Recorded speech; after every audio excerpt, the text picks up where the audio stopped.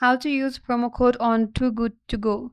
Hi everyone, this is Kate here and welcome back to the channel, and in today's video we will learn how we can use promo code on Too Good To Go. So without further delay, let's get started. First of all, launch your application. Make sure that you're logged into your account.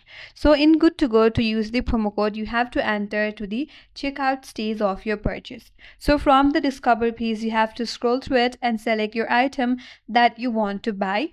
After you select your item, make sure to add those items into the cart. Once you have added your cart, now you have to head over to your cart section or your bag section.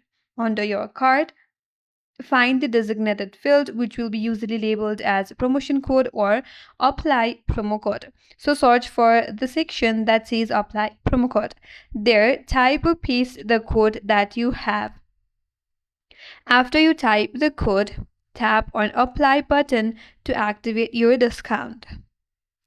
Now, your activated or your discounted amount will be displayed on your interface after you apply your promo code. After that, you can proceed to finalize your purchase. That's it. That's how you can use promo code on Too Good To Go.